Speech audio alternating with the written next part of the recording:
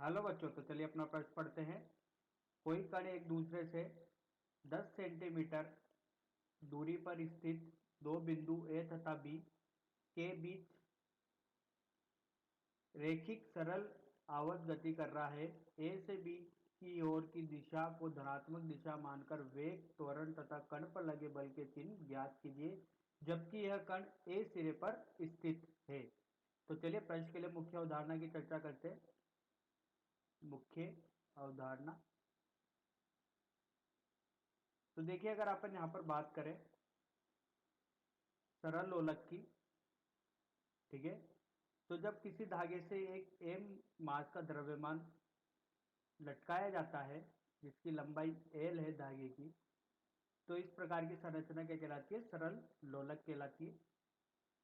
अब अपन ने यहां पर इसका विस्थापन किया, थीटा कोण पर कुछ विस्थापन किया, ठीक है, तो ये कण यहां पर जाके रुक जाएगा, इसका वेग शून्य हो जाएगा और इस पर एक त्वरण कार्य करेगा जो कि इसके स्पर्श रेखा के परित होगा।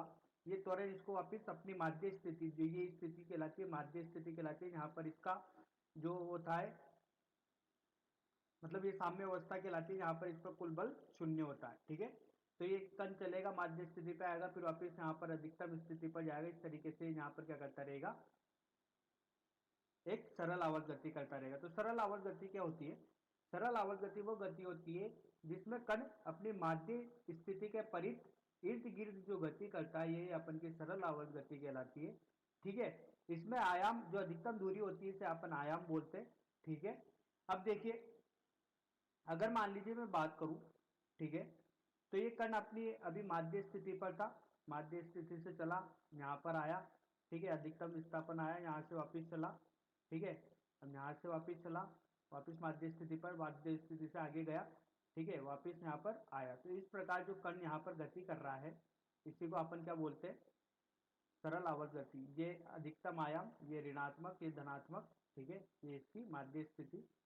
तो जब कण यहाँ पर अधिकतम आयाम पर होगा तब इसका वेग क्या हो जाएगा? शून्य हो जाएगा, क्योंकि यहाँ पर कण आके कुछ सेकंड के लिए रुकेगा और वापस अपनी दिशा को परिवर्तित करेगा। दिशा परिवर्तित करने के लिए और ले जाने के लिए कौन जिम्मेदार होगा? त्वरण। तो यहाँ पर त्वरण शून्य नहीं होके क्या होगा? अधिकतम होगा, जो वापस इसको कहां पर ले जाएगा? माध्य स्थिति पर। यहाँ पर इस पर बल कितना होगा? शून्य होगा, और यहाँ पर इसका वेग शून्य, ठीक है, और त्वरण शून्य नहीं होगा, अधिकतम होगा। वो किधर होगा? अपन का इधर की तरफ, और इस पर त्वरण किधर होगा? इधर की तरफ। तो इस प्रकार जो गति होती है इसी को अपन सरल आवर्त गति कहलाते हैं। इसी के आधार पर अब अपना प्रश्न को हल करते हैं, और बोला गया है कि अपने पास दो स्थिति है ए और बी, इनके बीच की दूरी जो है वो 10 सेंटीमीटर है, ठीक है, और इसमें कण सरल आवर्त गति कर रहा है। ए से बी की दिशा जो लेनी है वो अपन को लेनी है धनात्मक, ठीक है। अब कण कहां पर है? ए की ओर है, ठीक है, मतलब कण किधर है? अपन की अगर मुख्य उदाहरण में देखें तो कण इधर की तरफ है, ठीक है, तो कण ए की तरफ है, तो यहाँ पर इसका वेग कितना हो गया? शून्य हो गया, क्योंकि कण अपनी कहां पर है? अधिकतम स्थिति पर है। तो अधिकतम स्थिति पर अपन का वेग क्या हो जाता है? शून्य हो जाता है, ठीक है। अब कण जो है वापिस इसकी जो माध्य स्थिति होगी यहाँ पर आने की कोशिश करेगा, तो इसको माध्य स्थिति पर लाने के लिए कौन जिम्मेदार होगा? त्वरण, ठीक है। तो जो त्वरण की जो दिशा होगी वो किधर की तरफ होगी? इधर की तरफ, मतलब धनात्मक, क्योंकि इसको ले जाने के लिए जिम्मेदार कौन होगा? त्वरण। और अगर त्वरण की जो दिशा होगी वो किसकी दिशा होगी? बल की, वो भी किधर ही होगी? धनात्मक दिशा में होगी। तो यहाँ पर अपन को ये बताना था कि ए से बी की ओर दिशा को धनात्मक मानकर वेग वेग जो है शून्य है, तो उसकी कोई दिशा नहीं है, ठीक है। यहाँ पर आने के लिए कुछ देर के लिए कण रुक जाएगा, वापस अपनी दिशा परिवर्तित करेगा, और दिशा परिवर्तित करेगा तो इसका जो त्वरण होगा वो अधिकतम होगा। अब देखिए यहाँ पर अगर अपन बात करें तो जो सरल आवर्त गति की जो समीकरण दी जाती है, विस्थापन की जो समीकरण दी जाती है, उस तरीके से दी जाती है, ठीक है। तो यहाँ पर वेग क्या होगा? जब इसका अपन अवकलन करेंगे तो ए ओमेगा कोस ओमेगा टी, और यहाँ पर त्वरण क्या होगा? ऋणात्मक ए ओमेगा का वर्ग साइन ओमेगा टी ऋण ओमेगा स्क्वायर एक्स, ठीक है।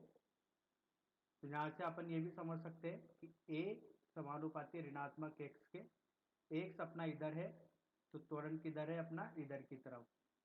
अगर एक्स इधर की तरफ है तो त्वरण किधर की तरफ है? इधर की तरफ। ये दोनों एक दूसरे के क्या होते हैं, विपरीत होते हैं। ठीक है, तो इसी तरीके से अगर अपन बात करें बल के लिए, तो बल होता है माइनस एम ओमेगा की घात 2 एक्स, F बराबर ऋणात्मक एक्स। इसके आधार पर अपन ये भी समझ सकते हैं। तो बच्चों, आशा करता हूँ आपको यह समझ में आया होगा। धन्यवाद।